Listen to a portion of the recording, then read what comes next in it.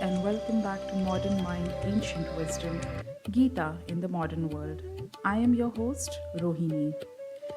The Bhagavad Gita isn't just an ancient scripture, it's a timeless guide to navigating life's complexities.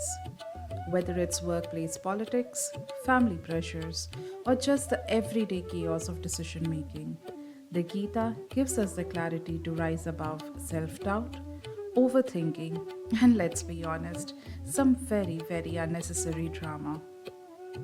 Today, we are going to look into a moment that is all too familiar even in modern times. A leader who is deeply insecure but overcompensates with bravado. If you have ever dealt with someone who masks their doubts with forced enthusiasm, whether it's a boss giving you mixed signals, a colleague overcompensating after a criticism, or a relative who can't decide if they are proud of you or concerned about your life choices, you'll find today's episode quite relatable. But before we dive any further, just a quick disclaimer as always.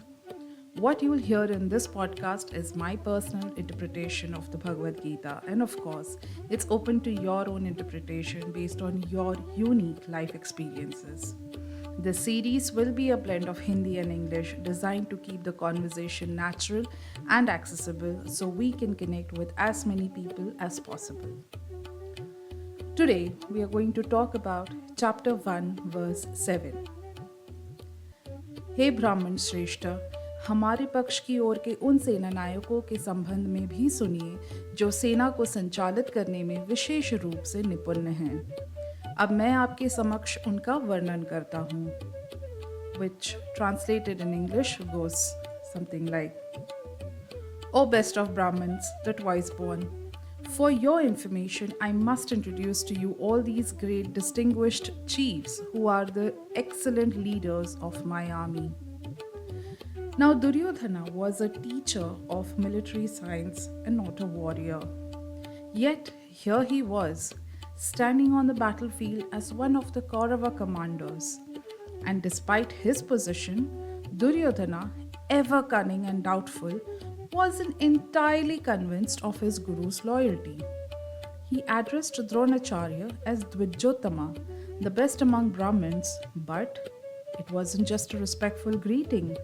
It was a strategic dig, a way of saying, well, if you don't fight fiercely in this battle, people will see you as just another scholar who enjoys palace luxuries rather than a true warrior. So you know that feeling जब आपके manager आपको meeting में बुलाते हैं and they start with, so you are one of our most valued team members. लेकिन आपको पता है कि there is a but coming. And that's exactly what Duryodhana did here.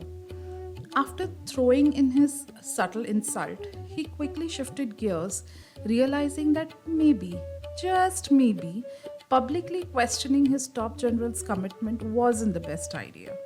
So in classic overcompensation mode, he started listing out all the powerful warriors in his army, praising their strength, experience, and military skills. It was almost like he was trying to convince himself more than anyone else. It's the same energy, as that one team leader who first doubts your dedication and then immediately follows up with, but of course, we have the best team in the company. As if that somehow cancels out the not so subtle jab from earlier.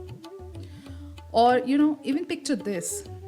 You are at a big Indian wedding, minding your own business, when a well-meaning but nosy relative walks up to you. First they hit you with, Beta, शादी कब कर रहे हो? And before you can even recover, या आप एक जवाब form कर सके आपके दिमाग में, they quickly add, of course बेटा, आप लोगों की generation है ही इतनी independent and career focused. Such an inspiration. The classic two-punch of judgment and forced encouragement. This entire scene in the Gita isn't just about Duryodhana being dramatic. It highlights a very real human tendency. When people feel insecure, they often try to assert control, sometimes through passive aggressive comments, and other times through excessive flattery. And just like in a corporate meeting, a family gathering, or even a group chat, we see this dynamic play out again and again. So, the key lesson here: insecurity often disguises itself as overconfidence. Duryodhana wasn't just trying to rally his troops, he was trying to reassure himself. When people doubt their position, they either become overly critical or excessively flattering, hoping to maintain control. Recognizing this behavior in ourselves and in others helps us navigate situations with more awareness and calm. So, the next time you find yourself on the receiving end of this behavior, take a deep breath, smile, and remember, it's not about you, it's about their own inner battle. And if you ever catch yourself doing the same, pause and ask, am I leading from confidence or just covering up my own doubts? That we have come to the end of this episode. Thank you for tuning in, and if today's episode resonated with you, don't forget to follow, share, and drop a review. I'd love to hear your thoughts. You can also follow us on Instagram. Our handle is @Gita in the modern world. And if you have ever encountered someone who disguises doubt with over-the-top praise, please tell us your stories in the comments. Until next time, stay wise, stay grounded, and remember, the real battle is always within. Take care.